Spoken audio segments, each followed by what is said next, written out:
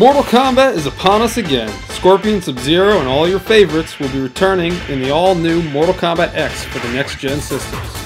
Mortal Kombat X, or MKX as they call it, marks the 10th installment in the fighting game's main series. But what about the other 9 Mortal Kombats? Where do they stack up? Well, I'm here to deliver you Cool Nerd Show's ranking of the Mortal Kombat games. Let the countdown begin! That's countdown spelled with K.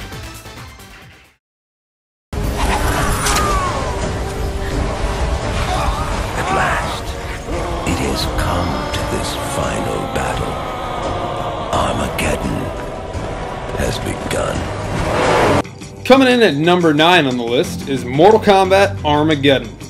So when Mortal Kombat Armageddon was announced, I was ecstatic. Every character in Mortal Kombat, ever, in one game? An all-new adventure mode? Awesome! Every character ever from every Mortal Kombat game meant that it was overloaded. Characters overlapped each other. Hey, but at least we get creative fatality, right? And the characters still have their own fatalities, right? Nope. Lame. Unique fatalities were gone. Characters overlapped. It was pretty cool for them to include every character ever, though. You know, characters that we didn't get to see much, like Meat. Remember Meat? Of course you don't. The endings in Mortal Kombat Armageddon were shitty, too. Remember, at least in Mortal Kombat Deception and Deadly Alliance, or even the early games, you would get these sweet pictures, maybe with a voiceover of what happened to them, and be all awesome. Nope, not in Mortal Kombat Armageddon. Once it would end, you'd get your character doing the same kung fu moves that every other character would do at the top of that damn pyramid with some shitty ending that didn't make sense. And that's kind of why Mortal Kombat Armageddon is on the last place of my list. It did have that really sweet intro, though, at the beginning where everyone fought and died. Remember? This one.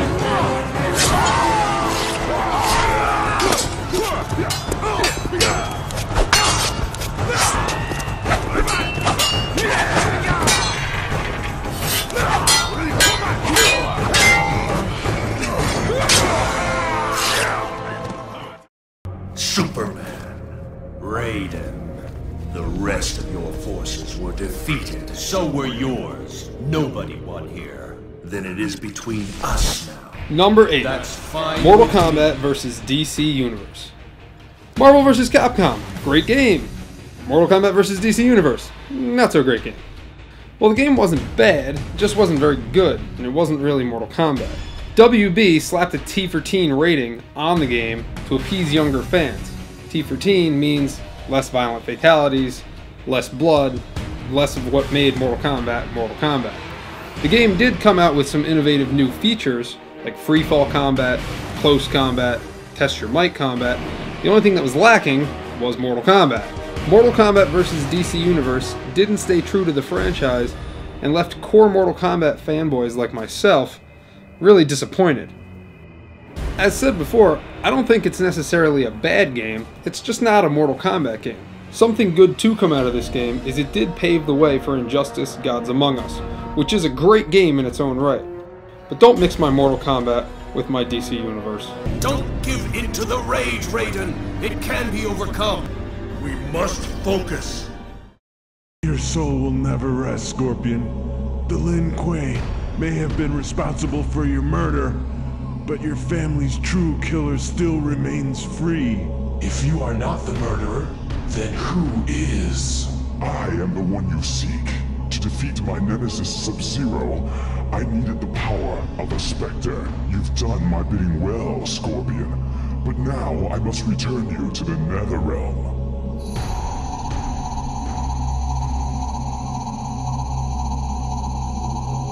Never! Number 7. Mortal Kombat 4. Mortal Kombat 4 has got to be the most forgettable Mortal Kombat in the entire series. Mortal Kombat 4 was the first 3D Mortal Kombat fighting game, although it was a 2D fighting game at heart. It didn't really know which direction it wanted to go in, make the full jump into 3D, or stay at 2D. The game does have a lot of heart, and attempted to make a lot of use of new types of combat. Mortal Kombat 4 introduced the use of weapons and interactive environments for the first time ever in a Mortal Kombat game. Although it did try, these abilities did fall short, but it did pave the way for future Mortal Kombat titles like Deception and Deadly Alliance. Also, for the first and only time, we got full cinematic endings for each character. Most of the endings were pretty good, although now they're kinda dated. Some of them were hilarious. Check out Johnny Cage's. Well, that's enough of the mushy stuff. I mean, let's get real here, huh? When am I gonna get some real competition? Come on, don't get silent now. Where are all the cheers? Hey, wait a minute. I'm your #1 guy. I'm gonna remember this. Ow! Okay, now I'm mad. Hey, come on! MK4 also saw the return of Goro since the original Mortal Kombat, and provided us with a pretty good story that's sadly never really touched upon in any other Mortal Kombat game. I was hoping MKX would focus more on the Mortal Kombat 4 storyline, because I love villains like Shinnok and Quan Chi. However, it only appears to be a small part, but hey, it looks amazing anyway, so I can't complain.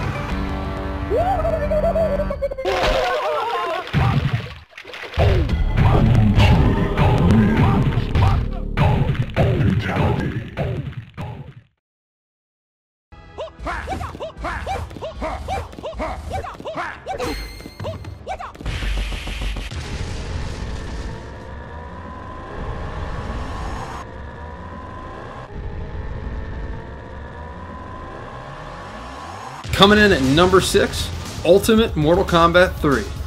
I know, I'm gonna get into shit with this one, but just hear me out for a second. With the release of Mortal Kombat 3, the graphics were upped, the characters looked more crisp than 1 and 2, we got a full combo system and a run button that were incredible.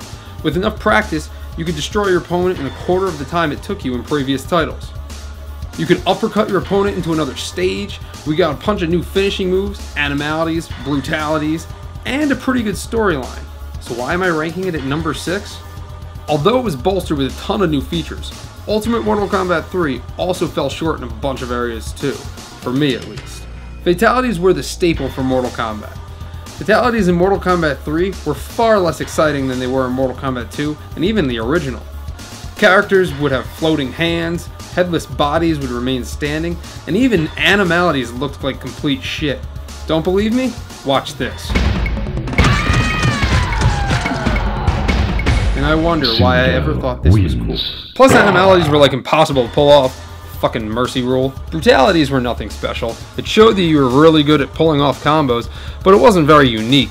Plus, when characters would explode, they'd have like 7 heads, 6 rib cages, and 5 kidneys.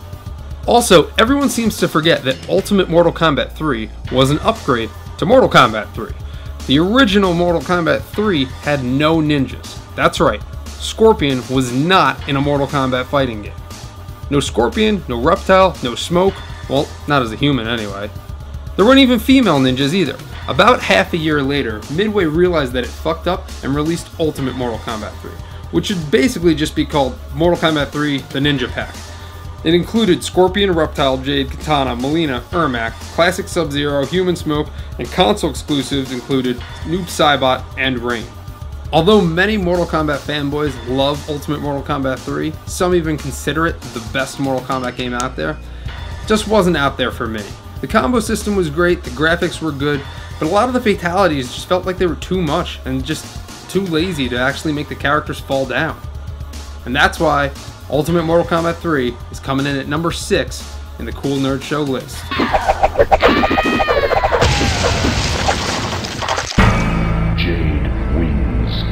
Fatality.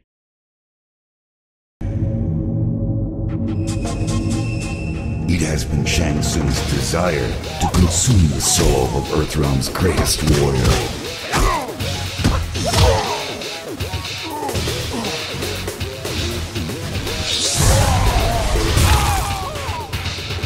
With Quan Chi's assistance, he achieved the skull.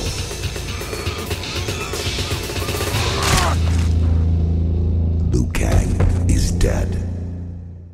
Number 5. Mortal Kombat Deadly Alliance. Mortal Kombat Deadly Alliance was the first true 3D fighting game for Mortal Kombat, and although it turned a lot of fans off, I embraced it. After failing with weapon combat in Mortal Kombat 4, Midway finally got it right in MKDA. Every character was given 3 unique fighting styles, 2 martial arts styles, and 1 weapon style, something that I loved in the Mortal Kombat franchise. For the first time ever, you can impale your enemies mid-fight and watch their energy drain for the duration of the match. Although this move was kind of hard to pull off because it was slow and easily blockable. The storyline from Deadly Alliance expanded Mortal Kombat's mythology, and if you got into the storyline via the Conquest mode, it really drew you in. This was something that drew me back to Mortal Kombat and got me into it like I never was before. Deadly Alliance also saw the inclusion of the Crypt for the first time ever. The Crypt was a giant area full of unlockables that you could purchase with coins, which you would get after winning fights. Through the Crypt, you could unlock characters, concept art, alternate costumes, and even silly little shorts. Remember Cooking with Scorpion? This week on Cooking with Scorpion, learn about chopping, tenderizing, chopping, cake decorating, and chopping. The Crypt is what kept me playing Deadly Alliance for months on end until I finally was able to unlock everything, and even played after that. Although I loved Mortal Kombat Deadly Alliance, it's easy to see why a true Mortal Kombat fanboy would not accept it. It wasn't true to the original 2D games. Not every character had a patented Mortal Kombat uppercut or sweep move. There was many new one-off characters. There was only one fatality per character, and there were no stage fatalities. Still, for me, Mortal Kombat grew up with Deadly Alliance, and that's why I'm ranking it at number 5. We must act now. We must stop this deadly alliance.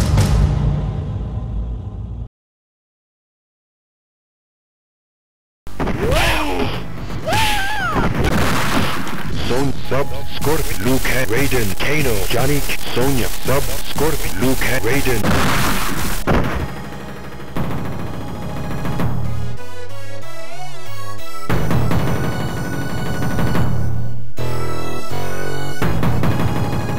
Number 4, the original Mortal Kombat.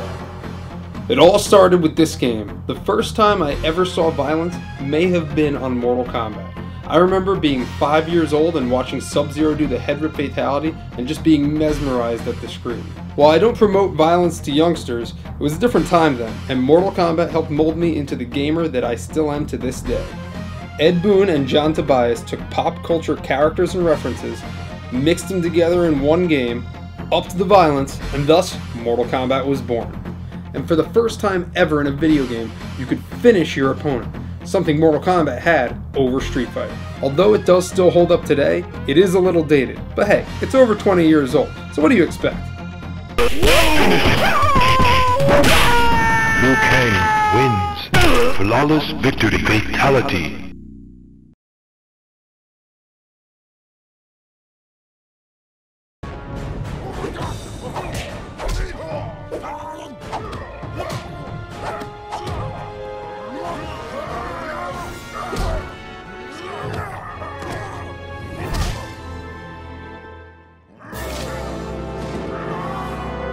Quan Chi defeated Shang Tsung and reveled in his conquest.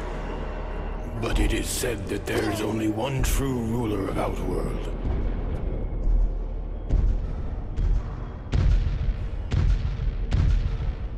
And that ruler had returned.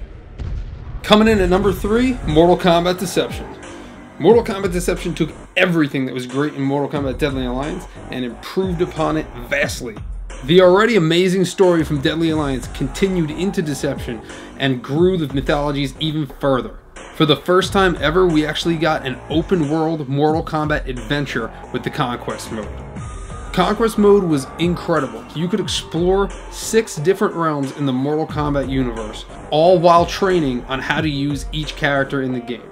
The characters were very B-list and they did have a lot of scrubs. Fucking Darius. But for a Mortal Kombat veteran fanboy like myself, this is the game that I was waiting for. The game also had a lot of improvements and new features. The game featured death traps. Now you could kill your opponent mid-fight if he got too close to the edge of certain arenas. Come on, you can't tell me this isn't awesome.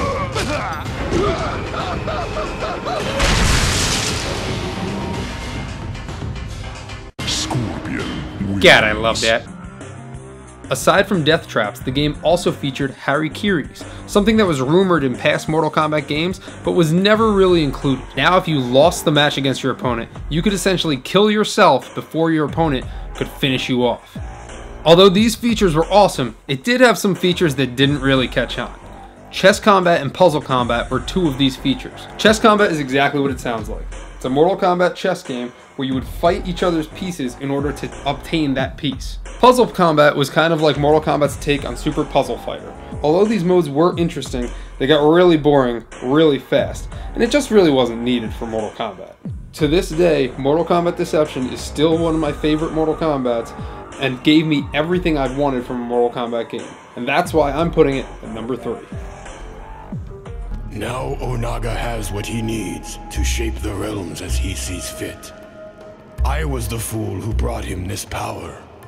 Only I can destroy this threat, born of deception.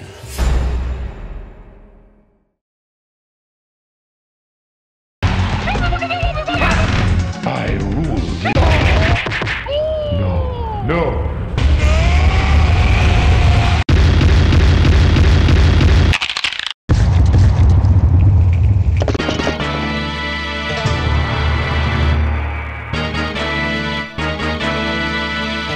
Coming in at number 2 is Mortal Kombat 2. A fighter that still holds up to this day, Mortal Kombat 2 left the original game in the dust. It doubled the roster, added more fatalities, added babalities, friendships, and more of what people wanted, secrets.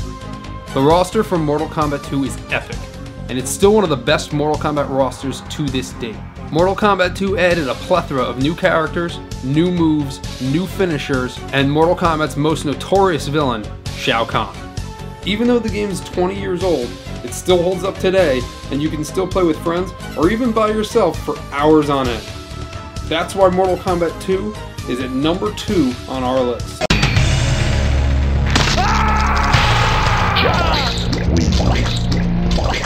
Fatality. So what's number 1 on our Mortal Kombat countdown? Shao Kahn has consumed Earthrealm. His victory must be undone. Armageddon averted.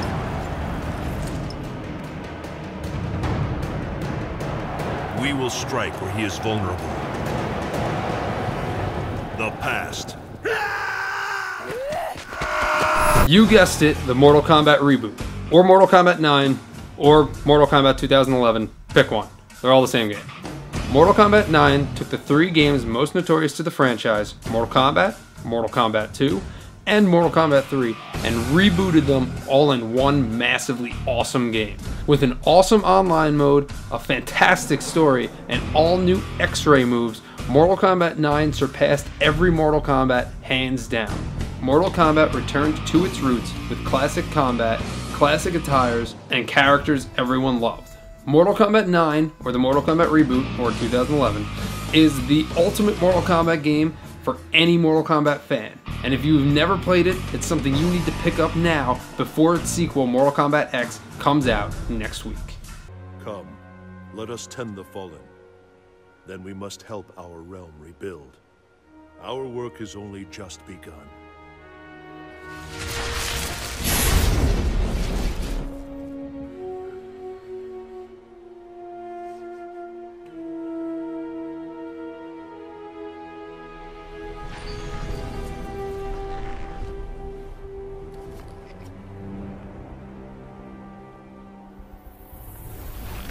Your plan worked to perfection, Lord Shinnok. Shao Kahn was blinded by rage. How easily he was convinced that the Elder Gods would ignore his merging the realms. Yet the Thunder God still lives. No matter. Neither Earthrealm nor Outworld can now withstand the Netherrealm's onslaught. It is time. Soon I will be free. Earthrealm and Outworld will be ours.